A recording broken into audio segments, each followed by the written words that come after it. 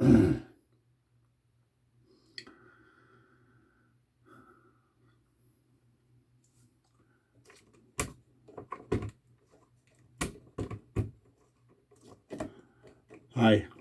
So I'm not in the best of moods right now. Um, we were told that my auntie Velma was put into palliative care today, and they just moved her to another room on the same floor at the Grace Hospital. We went to palliative care, which is across the parking lot of the Grace Hospital, which is about a 2-block hike.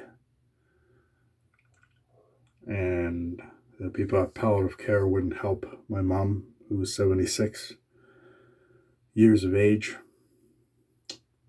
These frontline workers, my eye. So we had to walk all the way back across the Grace Hospital parking lot.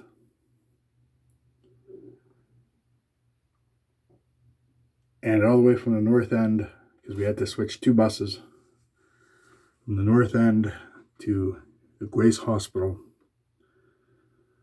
My mom had to go to the washroom. We were checked at the emergency, washed our hands, did what we're supposed to do.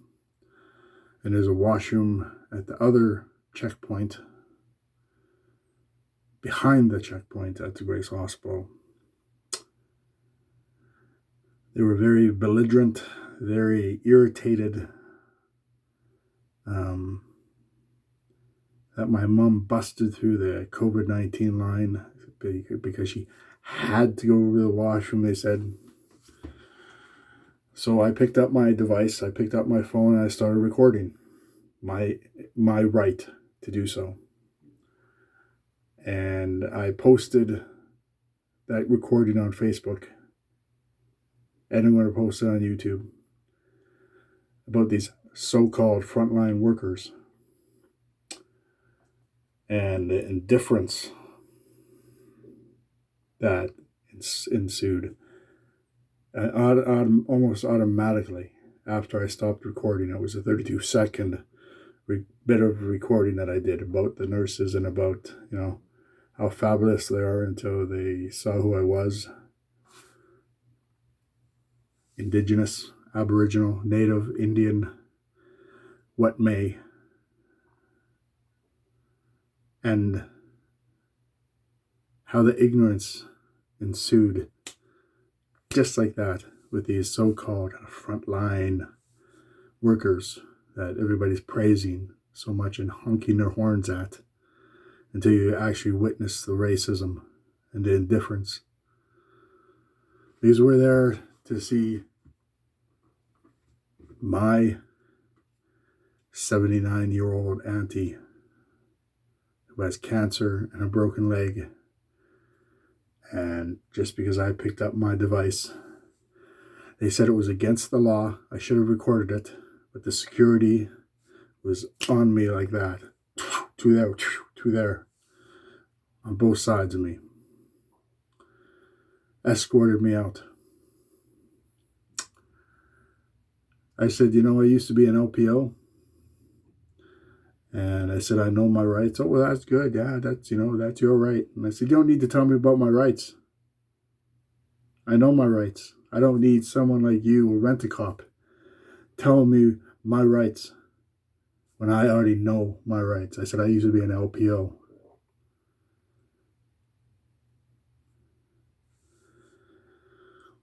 So the very moment I mentioned I have human rights lawyers on my speed dial, the security guards and the staff at the Grace Hospital pulled their horns in like that. I was taught by my uncle, who passed away in 2010, and also was a member of the Order of Canada, the highest medal to get in Canada. He taught me how to fight for my rights and not to let God complex like people, like the frontline workers, pull one over on me. And that's exactly what I did today. As an Indigenous man, as a man who faces racism every day because of the color of my skin, not because of the brain between my ears. So, frontline workers, be damned. And I mean that from the bottom and top and middle of my heart. And on top of that, just because they say that COVID-19 came from China doesn't make it so. Don't believe everything you read. Just because they said that one guy that wasn't on the grassy knoll and was in a book suppository building with a rifle actually shot President Kennedy doesn't make it so. Don't believe everything you read. And don't be quick to jump on that bandwagon, because that bandwagon might get lonely pretty fast. I've been through the ringer when it comes to racism. I've seen racism. I know what racism feels like. And that's what I'm leaving behind for my children when I die. So this is me giving it to each and every one of you straight from the horse's behind. My mom has been nothing but worried and worried and worried about her sister. And when we saw the condition that my auntie was in, when we got to see her eventually, is a nurse that was handling and helping out my auntie came down with the 2 security guards that kicked me out of the hospital and talked to my mom and talked to me. And we have witnesses. We had the spiritual director from the Grace Hospital who knows my Auntie Velma, who is a personal friend of my Auntie Velma. The spiritual counselor at the Grace Hospital. He used to work with Velma in the past, and they're friends. He was on the phone on this device, listening on the speakerphone to everything that we said. Anyways, thank you for watching. I'm going to post this on Facebook and YouTube. You be the judge, okay? That was my story from me to you. And I started recording right away, a 35-second bit, right after they started coming down on my mom when my 76-year-old mother had to go to the washroom and couldn't wait. And if she did wait, she would have had an accident. So she answered every question. No, no, no, no, no. Have you been out of the country? No, no, no, no. Have you been in contact with somebody who has COVID-19? No, no, no.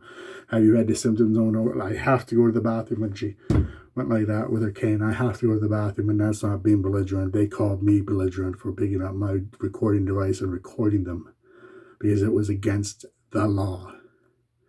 I said, what do you want to put me in you want to put me in recording police jail?